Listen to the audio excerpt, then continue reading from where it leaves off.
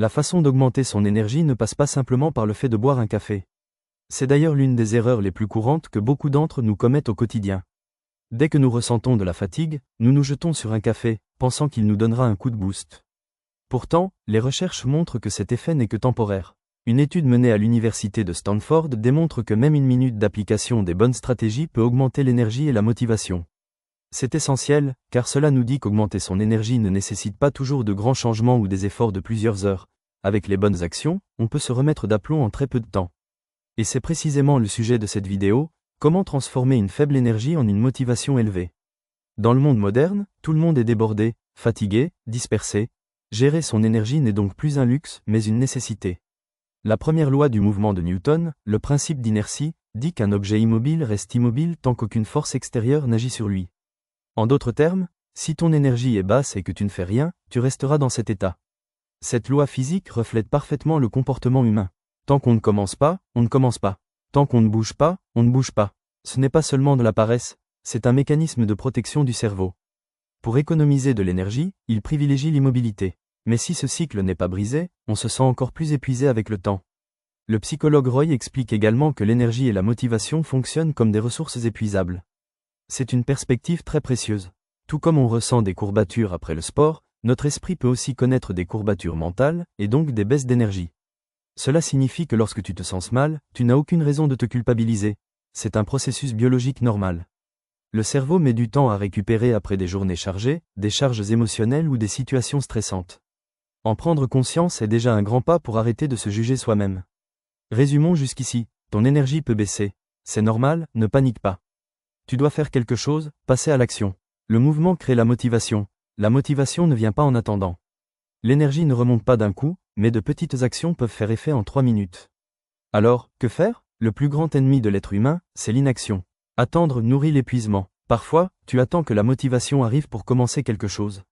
Mais ce dont nous avons besoin, ce n'est pas de motivation, mais de discipline. Car la motivation dépend des émotions, et les émotions ne sont jamais stables. Un jour elles sont là, un autre non. La discipline, elle, te porte même lorsque tes émotions ne te soutiennent pas. Tu ne vas pas à la salle de sport pendant des semaines. Puis un jour, tu y retournes, et après quelques séances tu te dis « Comment ai-je pu rester aussi longtemps loin de ça ?» De cette énergie que cette routine me donnait, car lorsque le corps se remet en mouvement, l'esprit suit.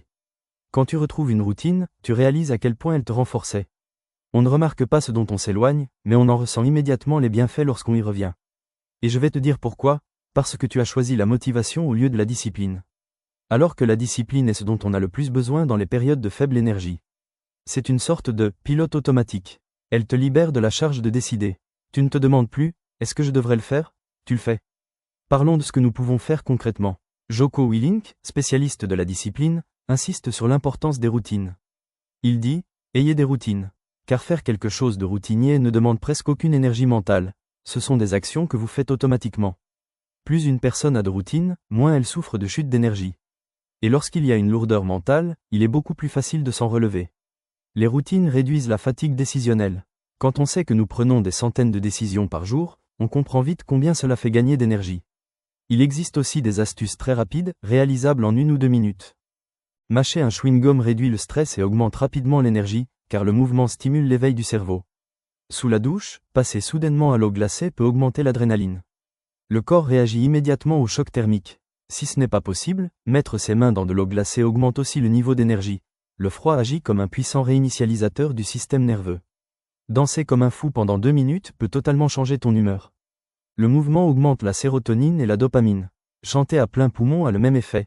La respiration s'ouvre, la tension émotionnelle se libère. Sentir profondément le parfum vif du zeste de citron peut réveiller le cerveau. L'odorat est directement lié au système limbique, qui contrôle nos émotions. Toutes ces méthodes sont de petits déclencheurs, des façons de modifier rapidement la chimie du cerveau. Une sorte de bouton « reset ». Inutile d'attendre des heures pour sentir un regain d'énergie. Même quand tu ne te sens pas bien, même quand ton énergie est au plus bas, commence quelque chose, même pendant 1 minute. Peu importe ce que c'est. L'important, c'est de bouger. Car dès que tu agis, le cerveau active le cycle de la dopamine, et le plaisir d'avoir accompli une tâche te prépare à en accomplir d'autres. De petits succès renforcent la croyance « je suis capable », qui est la base même de la motivation. Tu peux aussi t'intéresser à la méthode de respiration Wim Hof. Ce type de technique peut augmenter ton niveau d'énergie en quelques minutes.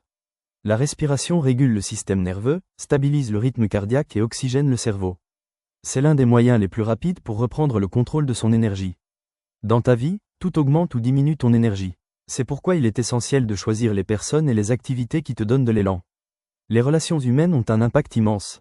Certaines personnes nous drainent en 1 minute, tandis que d'autres peuvent nous relever en quelques mots. Et parfois, lorsqu'une tâche est trop grande, on ne trouve pas l'énergie pour la commencer. Dans ces moments-là, découpe-la en petites parties. Le cerveau perçoit parfois les grands objectifs comme une menace et, pour te protéger, il baisse ton énergie. Ne fais pas ça, tu vas souffrir, tu vas te fatiguer. Fractionner l'objectif enlève cette sensation de menace et rend le passage à l'action beaucoup plus facile. Alors les amis, ce n'est pas parce que ton énergie est basse que tu dois abandonner. N'attends pas pour agir, bouge, et tu verras la motivation te rejoindre. Essaie de développer des habitudes, des routines qui élèvent ton énergie, et éloigne-toi des personnes ou des situations qui te la volent. Fais au moins un petit pas chaque jour. Ne te soumets jamais à la basse énergie. Et n'oublie pas, les plus grands sauts se produisent dans les moments les plus difficiles. L'être humain a sa plus grande force lorsqu'il est au plus bas. Tout commence par ce premier petit pas.